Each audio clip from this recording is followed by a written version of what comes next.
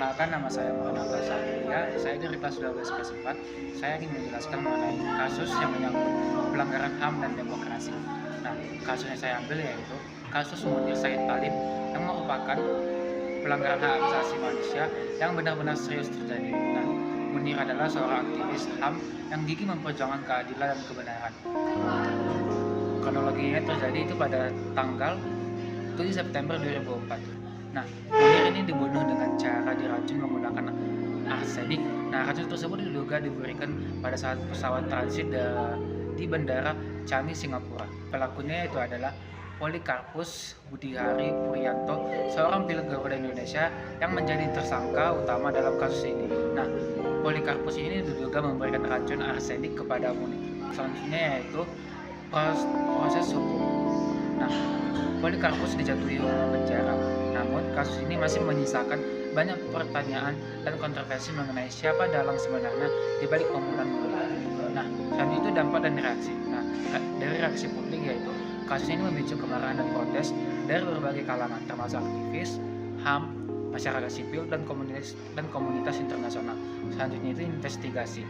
Nah, meskipun sudah dilakukan beberapa investigasi, banyak pihak yang merasa bahwa kasus ini belum sepenuhnya terungkap dan keadilan belum tercapai.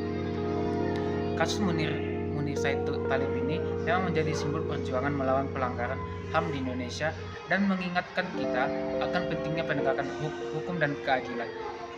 Nah, berikutnya adalah cerita kasus Munir Talib ini.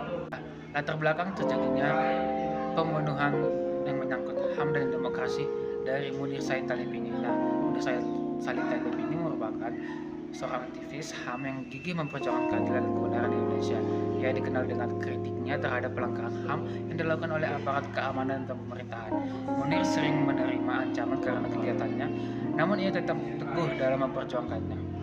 Kronologi terjadinya kan pada tanggal 7 September 2004. Nah, ini terjadi saat Munir berangkat menuju Amsterdam untuk melanjutkan studinya di Universitas Utrecht. Ia terbang dengan pesawat Garuda Indonesia dengan transit di Singapura. Di dalam pesawat, Munir duduk di kelas bisnis di sebelah Polikarpus Budiharianto yang merupakan seorang pilot Garuda Indonesia yang sedang tidak bertugas. Selanjutnya itu, Munir ini mulai merasa tidak enak badan setelah mengonsumsi makanan dan minuman yang diberikan di pesawat. Nah, setelah transit di Singapura, kondisi Munir semakin memburuk dan akhirnya ia meninggal dunia sebelum pesawat mendarat di Amsterdam. Nah, penyebab kematian itu adalah hasil otopsi yang dilakukan di Belanda mengungkapkan bahwa Munir meninggal karena keracunan arsenik dengan jumlah arsenik yang ditemukan di dalam tubuhnya jauh melebihi dosis kematian.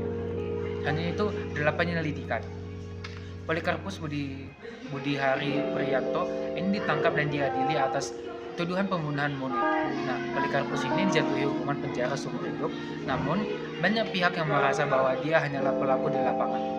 Ada aktor intelektual di balik kasus ini yang belum terungkap.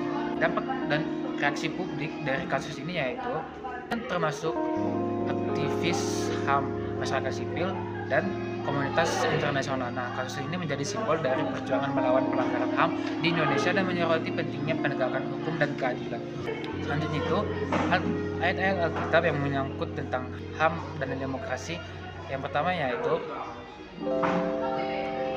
Mazmur 133 yang berbicara tentang suatu masyarakat yang hidup rukun bagai saudara. Nah, masyarakat yang hidup rukun seperti ini tentu saling akan menghargai sesamanya.